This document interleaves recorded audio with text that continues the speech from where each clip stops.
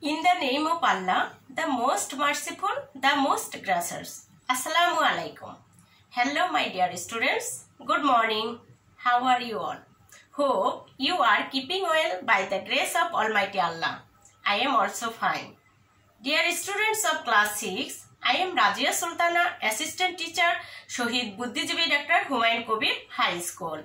I welcome you all to our online class. So dear students, let's start our class. Are you ready with your paper and pen? Please get ready. I hope you will enjoy the class with full attention. So, okay my students, we have learned an interesting topic today. These are the 3 words. They are mostly used in English language. Well, students, please try to guess the word at the topic today's lesson. They are most common words in English. They are simple 3 words in English. So, I think you have got more ideas about it. Yes, definitely articles. Our today's topic is articles. So, learning outcomes today's class. At the end of the lesson, we will be able to say the definition of articles, identify the classification of articles, use of articles a, n, and. শিক্ষার্থী বন্ধুরা, চলো আগে আমরা জেনে নেই article কি। Article এমন একটি ওয়ার্ড যা কোনো নাউনের নির্দিষ্টতা বা অনির্দিষ্টতা নির্দেশ করার জন্য নাউনটির পূর্বে ব্যবহৃত হয়। অর্থাৎ খেয়াল করো, আর্টিকেল হলো এমন একটি শব্দ যা নাউনের কি করবে, নির্দিষ্টতা বা অনির্দিষ্টতা বোঝানোর জন্য নাউনটির পূর্বে ব্যবহৃত হয়। The word which is used to indicate the definition and indefinition of a noun is called article. সাধারণত আমরা এ, এন এবং দিকে আর্টিকেল বলে থাকি। এবার আমরা জানবো ক্লাসিফিকেশন অফ আর্টিকেলস, অর্থাৎ আর্টিকেলের প্রকারভেদ। আর্টিকেল 2 প্রকার, ইনডিফিনিট আর্টিকেল বা অনির্দিষ্ট পদাশ্রিত নির্দেশক। তোমাদের আরেকটি কথা বলে নেই, আর্টিকেলের বাংলা হলো কি, পদাশ্রিত নির্দেশক। কেমন? ইনডেফিনিট আর্টিকেল, অনির্দিষ্ট পদাশ্রিত নির্দেশক, অর্থাৎ যেটা অনির্দিষ্টতা বোঝাবে তাকে আমরা ইনডেফিনিট আর্টিকেল বলি। উদাহরণ হিসেবে খেয়াল করো, আই সি আ বার্ড। হ্যাঁ, আমি একটি পাখি দেখছি। আমি কিন্তু নির্দিষ্ট করে বলিনি আমি কোন পাখিটি দেখছি, তাই না? এখানে এটা হলো কি, খেয়াল করো, এটা হলো অনির্দিষ্ট পদাশ্রিত নির্দেশক বা ইনডেফিনিট আর্টিকেল। তারপরে আছে দেখো, he is an honest man. হ্যাঁ, লোকটি কি সৎ। এখানে কিন্তু আমি লোকটিকে নির্দিষ্ট করে বলিনি যে কোন লোকটি সৎ, কেমন? তাহলে এটি কি ইনডেফিনিট আর্টিকেল। তারপরে আছে দেখো ডেফিনিট আর্টিকেল বা নির্দিষ্ট পদাশ্রিত নির্দেশক, অর্থাৎ যে আর্টিকেল দ্বারা নির্দিষ্ট কোনো কিছুকে বোঝাবে বা তার পূর্বে বসবে তাকে হলো বলা হয় কি ডেফিনিট আর্টিকেল। যেমন the cow is a domestic animal. কেমন? গরু কি গৃহপালিত প্রাণী। তো এখানে কাউকে নির্দিষ্ট করে বোঝানো হয়েছে, তার পূর্বে কি বসছে, দি। তারপরে আছে দেখো, হি জয়েন্ট দ্য আর্মি। হ্যাঁ, সে আর্মিতে বা সেনাবাহিনীতে কি করেছে, যোগদান করেছেন। তাহলে এই যে নির্দিষ্ট করে বোঝানো, এখানে তাহলে আমরা এটা ক্লিয়ার হলাম যে ইনডেফিনিট আর্টিকেল কি কি, এ এবং এন, এবং ডেফিনিট আর্টিকেল কি, দা। আশা করি তোমরা আর্টিকেলের ক্লাসিফিকেশনটা বুঝতে পেরেছো। শিক্ষার্থী বন্ধুরা, আমরা ইতিমধ্যে জানলাম যে আর্টিকেল 3টি, এ, এন এবং দি। আজ আমরা ইনডেফিনিট আর্টিকেল এ এবং এন নিয়ে আলোচনা করব। তাহলে চলো আমরা যে কিছু রুলস জানি। Rules of articles. Use of a, অর্থাৎ আর্টিকেল এ কখন ব্যবহৃত হয়। কেমন? কনসোনেন্ট দিয়ে আরম্ভ হয় এমন কাউন্টেবল সিঙ্গুলার নাউন শব্দের পূর্বে কি হয়, অনির্দিষ্টতা বোঝাতে ইনডেফিনিট আর্টিকেল এ ব্যবহৃত হয়। কি বললাম? কনসোনেন্ট দিয়ে। তো এখানে একটু আমাকে বলতেই হয় যে আমরা জানি ইংরেজি অ্যালফাবেট কয়টি? 26টি। এর মধ্যে ভাওয়াল কয়টি? 5টি এবং বাকি 21টি কি? কনসোনেন্ট। তো কনসোনেন্ট দিয়ে যদি কোনো কাউন্টেবল নাউন বা গণনাবাচক নাউনের সিঙ্গুলার শব্দের পূর্বে কি বসবে? এ বসবে। যেমন দিস ইজ আ ডগ। হ্যাঁ, অর্থাৎ ডগ হলো কি এখানে কাউন্টেবল নাউন এবং সিঙ্গুলার, তার পূর্বে আর্টিকেল ইনডেফিনিট আর্টিকেল কি ব্যবহৃত হয়েছে? এ।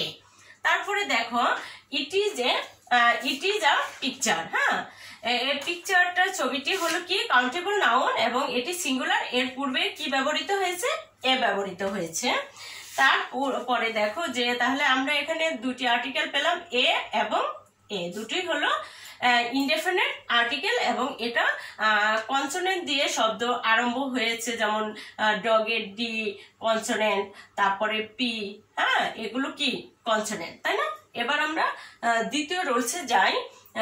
ভাওয়াল দিয়ে শুরু তবে উচ্চারণ ইউ এর মতো হলে সেসব নাউনের পূর্বে কি বসে?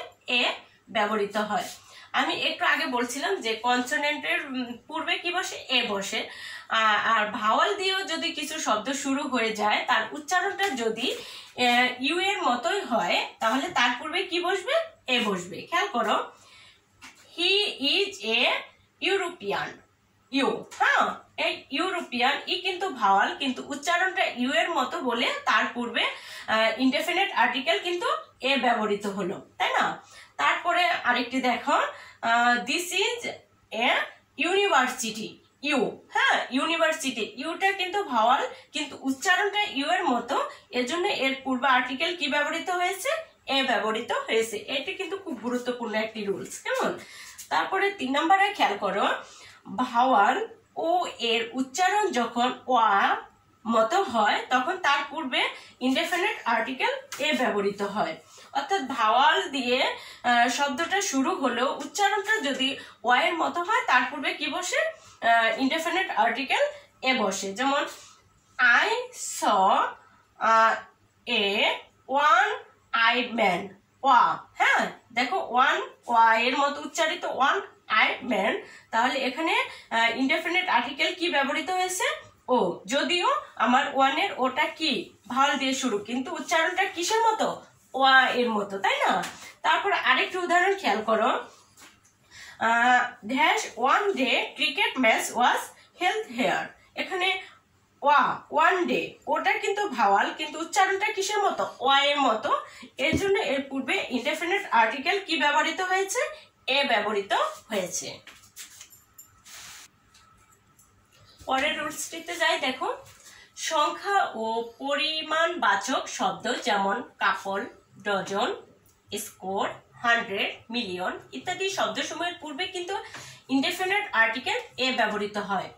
উদাহরণ হিসেবে খেয়াল করো, has brought a dozen orange. হ্যাঁ, a million people protest against this system. তাহলে এখানে খেয়াল করো যে আমি কি বলছিলাম? ডজন, মানে সংখ্যাবাচক শব্দ যেটি, এই যে ডজনের পূর্বে আমার কি ব্যবহৃত হয়েছে? এ। তারপরে দেখো এ মিলিয়ন পিপল, অর্থাৎ এই যে না সংখ্যা, মিলিয়ন হলো সংখ্যা, এখানে এ ব্যবহৃত হয়েছে, আর ডজন হলো কি পরিমাপ। তাহলে এই সংখ্যা বা পরিমাপবাচক শব্দের পূর্বে ইনডেফিনিট আর্টিকেল এ ব্যবহৃত হবে।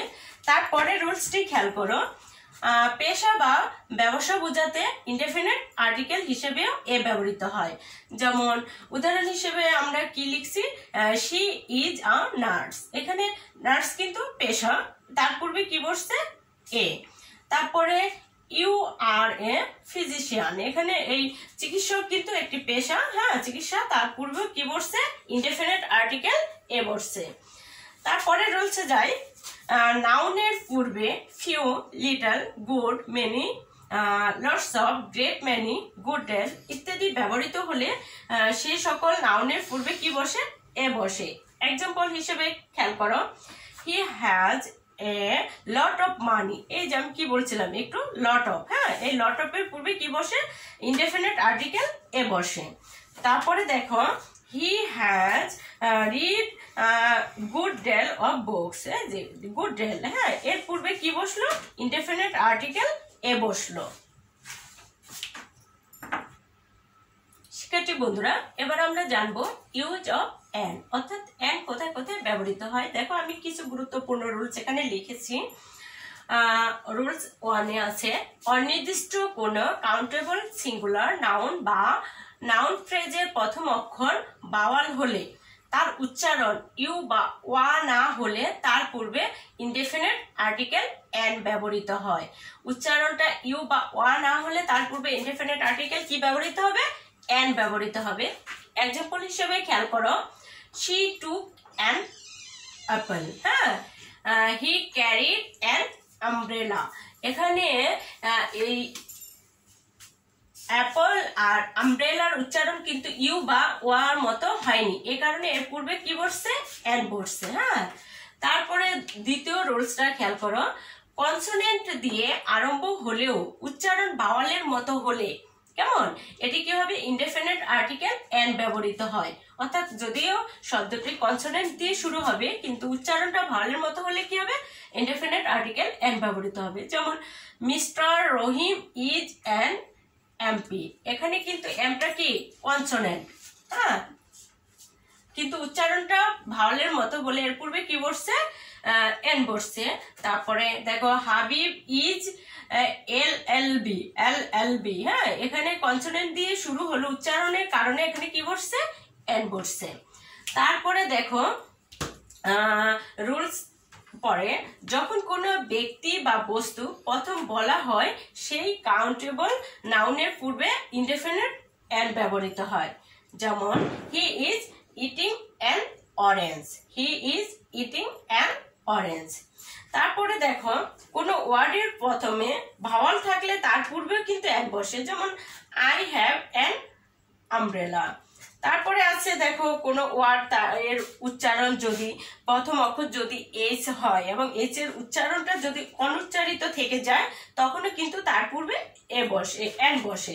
যেমন mister Rahman is an honourable person বা mister Rahman is an honest teacher. কেমন, উচ্চারণটা এইচ এর উচ্চারণটা অনুচ্চারিত থাকার কারণেই কিন্তু এখানে কি বসছে? অ্যান বসছে। শিক্ষার্থী বন্ধুরা, আর্টিকেল এবং ইনডেফিনিট আর্টিকেল আলোচনার পরে আমি তোমাদের জন্য ছোট্ট একটি মূল্যায়ন রেখেছি। দেখো তো তোমরা প্রশ্ন দুটি পারো কিনা, ঝটপট খাতায় লিখে নাও। হোয়াটস কাইন্ড অফ আর্টিকেল, এখন সবারই এটা জানা, তাই না? হোয়াটস কাইন্ড অফ আর্টিকেল, দ্রুত খাতায় উত্তরটা লিখে ফেলো। দ্বিতীয়টি কি আছে দেখো, হোয়াট আর দে, হ্যাঁ, আর্টিকেল কাকে বলে এবং এগুলো কি কি, ঝটপট তোমরা খাতায় উত্তর লিখে ফেলো। আমি আশা করি তোমরা উত্তর দুটি সুন্দরভাবে লিখতে পারবে। So now my dear students, I hope you enjoyed my class. I know you enjoy it very cheerfully.